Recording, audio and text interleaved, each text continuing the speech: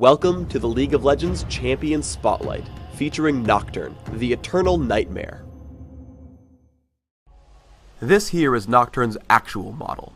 The rest of the Spotlight contains work-in-progress footage of Nocturne's model, particles, icons, and sounds. His gameplay is exactly the same. Nocturne's passive is Umbra Blades. Every few seconds, Nocturne's basic attack will deal bonus damage, splash, and heal himself based on the number of enemies hit. This ability prepares more quickly as Nocturne attacks.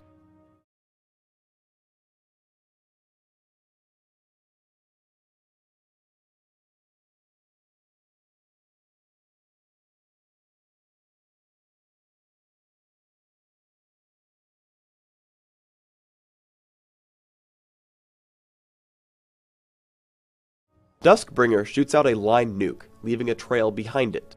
Enemy champions hit by the nuke will also leave this trail behind them as they move. While on the trail, Nocturne gains bonus damage, move speed, and can pass through other units. Shroud of Darkness passively gives Nocturne bonus attack speed. On activate, he creates a spell shield on himself for a few seconds. If it successfully blocks a spell, his passive attack speed bonus is doubled for a few seconds. Unspeakable Horror tethers to target enemy, dealing damage over time. If the tether is not broken, the target becomes feared. Paranoia is Nocturne's ultimate. On activate, all enemy champions lose sight of allied minions, turrets, and each other. Enemy champions can only see units in their own vision range. Nocturne can then reactivate the ability to quickly travel to an enemy champion, dealing damage when he arrives. I play Nocturne as a jungler. His jungle speed and ganking potential are very strong. Nocturne is a natural ganker. Open up with Duskbringer to close the gap. I use Shroud of Darkness to block Nunu's Ice Blast, while Unspeakable Horror triggers, keeping him in range longer. When he flashes away, I keep up with Ghost, taking the kill with Duskbringer. If your opponents see you coming, make sure not to miss Duskbringer. Here I lead with Unspeakable Horror, only shooting Duskbringer once Twisted Fate stuns Caitlyn. Nocturne has great synergy with Twisted Fate. Once you're preparing to gank, call for his help. With your enemies unable to even see your allies coming, you're guaranteed a kill.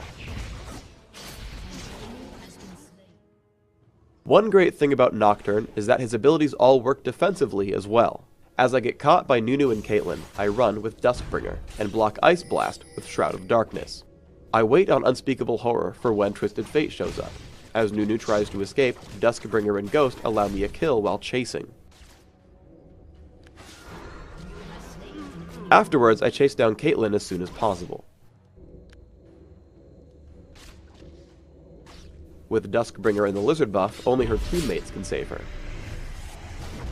Thankfully, I predict her movement into the jungle and kill her with Duskbringer. With my team's help, I even escape my enemies.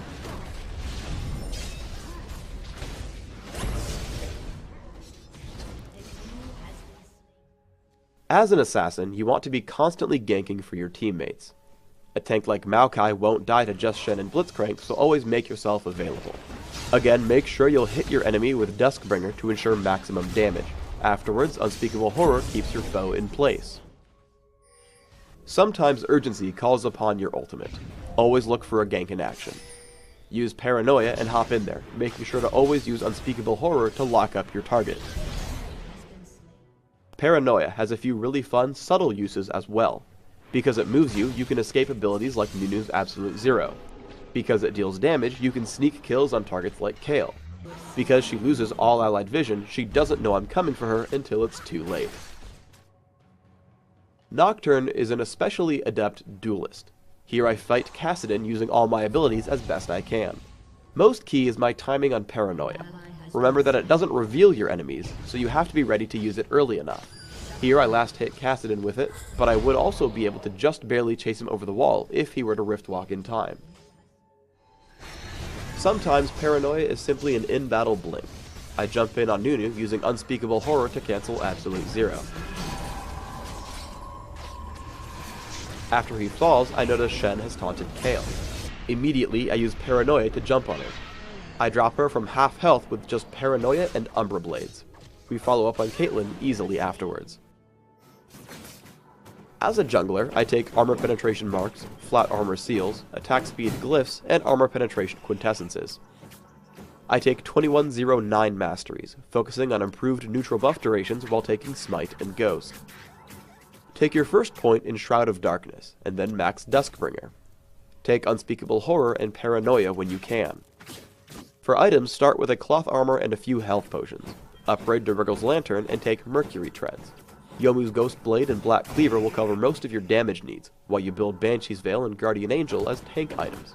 You can finally trade in Wriggles for a Bloodthirster if you want at the end.